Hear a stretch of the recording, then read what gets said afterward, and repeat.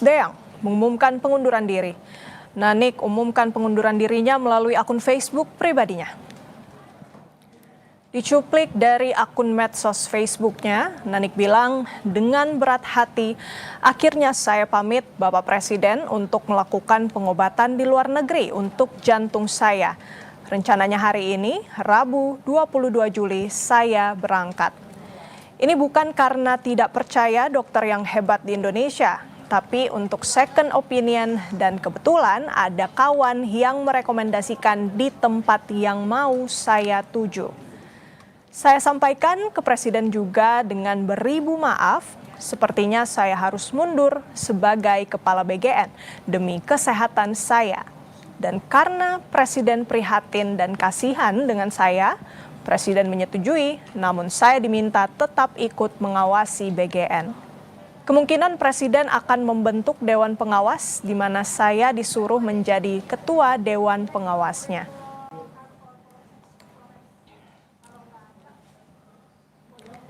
Pengunduran Nanik S. Deang dari Kepala BGN dibenarkan Asisten Khusus Presiden Bidang Komunikasi dan Analis Kebijakan Dirgayusa Setiawan.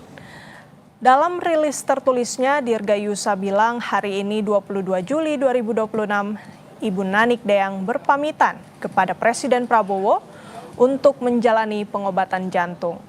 Beliau juga mengundurkan diri sebagai Kepala Badan Gizi Nasional.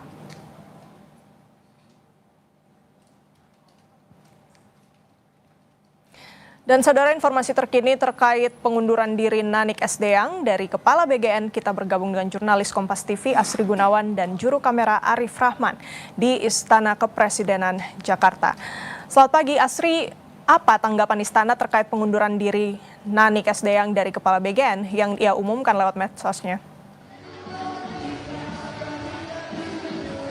Ya, sejauh ini konfirmasi ataupun juga respons yang baru saya dapatkan ini baru dari Asisten Khusus Kepresidenan Bidang Komunikasi dan Analis Kebijakan Dirgayusa Setiawan yang membenarkan kabar pengunduran diri Nanik S. Deang dari jabatannya sebagai Kepala Badan Gizi Nasional. Dirgayusa menyampaikan bahwa memang ini sudah diterima oleh Presiden begitu dan sudah secara resmi Nanik pamit dari BGN karena harus menjalani perawatan ataupun juga menjalani prosedur demi keselamatan ataupun juga demi kesehatannya karena Nanik menyebutkan dirinya memiliki penyakit terkait dengan jantung begitu. Nah, kalau dari pihak istana yang lain saya juga mencoba mengkonfirmasi ke Mensesnek, ke Seskap juga, tapi kami masih menunggu bagaimana respons dari istana dari Mensesnek ataupun Seskap terkait dengan kemunduran Nanik S. Deang ataupun juga terkait dengan kabar yang disampaikan Nanik melalui media sosial Facebooknya pribadi. Kemudian kalau saya coba baca ulang Renata dan saudara dari postingannya atau unggahannya di Facebook, Nanik S. Deang menyebutkan di kalimat akhir, insya Allah pengganti saya adalah dalam tanda kutip adik saya, di mana saya bisa menjewer kalau misalnya terjadi hal-hal yang menyimpang. Banyak ataupun juga beredar nama-nama yang disinyalir ini akan menggantikan Nanik S. Deang sebagai Kepala Badan Gizi Nasional.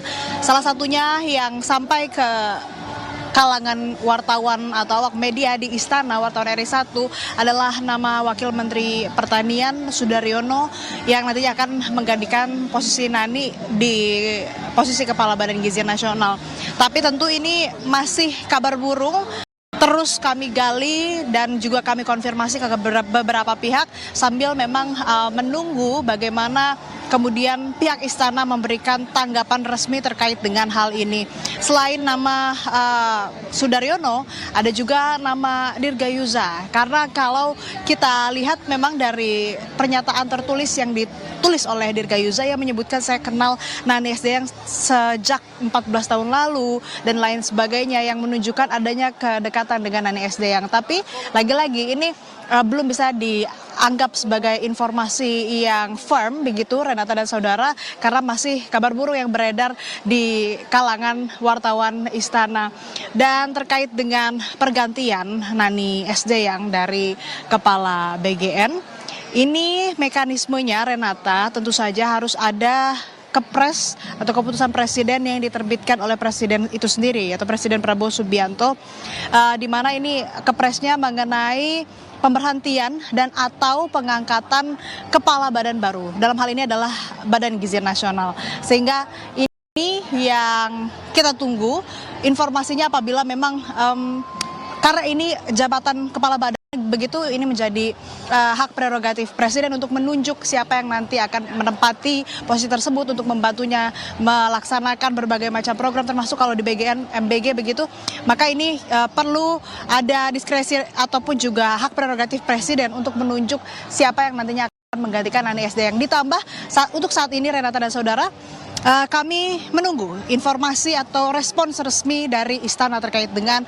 informasi kemunduran atau mundurnya Nani SDM dari posisi Kepala Badan Gizi Nasional. Kembali ke Anda, Renata.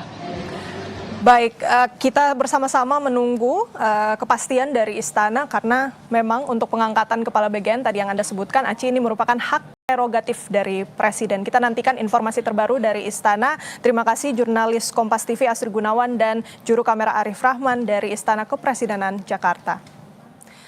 Dan selanjutnya, saudara, kita sudah terhubung dengan anggota Komisi 9 DPR dari fraksi PKB Zainul Munasihin sebagai mitra kerja Badan Gizi Nasional.